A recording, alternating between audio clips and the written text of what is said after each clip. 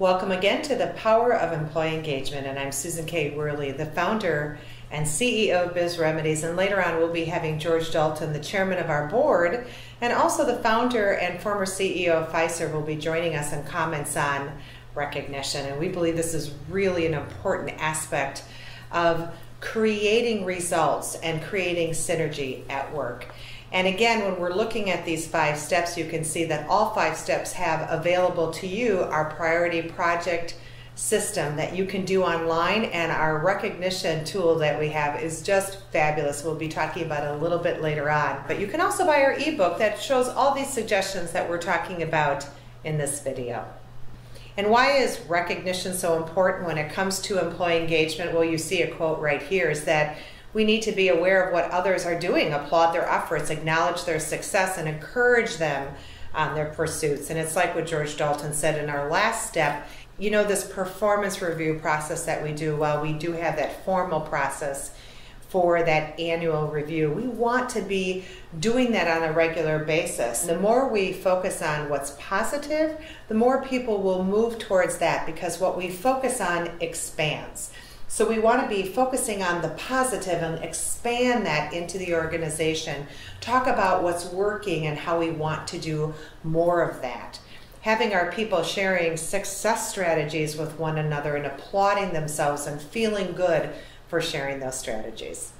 Now let's talk about the scientific reason behind why recognition is so important and how that really has something to do with the way our brains work.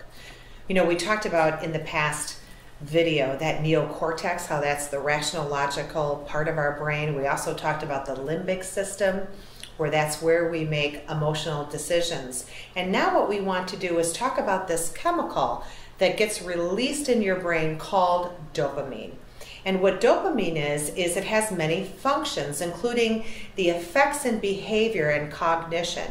And what happens is it impacts our motivation. So if people believe that there's a recognition out here that may occur, they actually get excited about that possible reward, and they begin to move towards that vision of the possibility of that happening. Now again, like we talked about in the last step, that's why what you want to do is you want to do your formal performance reviews not on the salary anniversary date of a possible increase or 30 days before, because that expected reward will make them increase their performance, but you want to do that longer than 30 days. Make that 6 months before that, because that will raise that expectation for 6 months. Again, it's a chemical thing in the brain where people get excited and the behavior follows that thought and that feeling of excitement, and then the behavior follows that and you get better results. Think in terms of the thought that there's a possible reward creates a feeling of excitement that releases that dopamine. It changes the behavior and increases your results at work. So we want to have recognition programs happening on a regular basis in sort of a minor way, but then also these benchmarks of recognition that correspond with the end of initiatives, that correspond with meeting goals, that correspond quarterly, and that correspond annually. And again, the more measurable they are, the more specific they are, the better off we are, because then people can see the possibility of actually getting that ball in the net. When we think about recognition, again, who does that include? You know, well, oftentimes a lot of companies recognize the salespeople because that's an easy measurable thing, right? You make X amount of dollars, you get X amount of new clients, you know, here's what you get for a commission. You know, ring a bell. And that's wonderful, that's great. But we want to create recognition within the entire company. We want to have those be very specific and have them line up with our goals and the actual initiatives that were accomplished. So you can just do that. You can recognize employees, individuals who have actually met their deadlines, who have finished initiatives. You can recognize subcontractors who were part of those initiatives. Don't forget, they're part of your team, right? We talked about that in step 1, because you asked, you know, in the SWOT analysis for their input, and if they have input, now we want to recognize them. And they'll work better for us if we keep them as part of our team. Our subcontractors, our vendors, the families, as George said.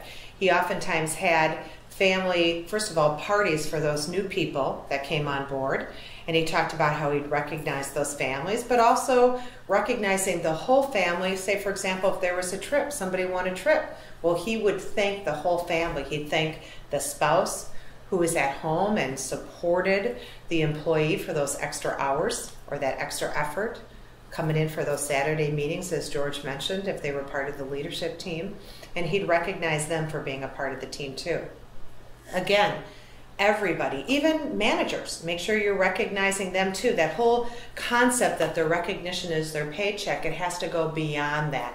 People really want that regular pat on the back.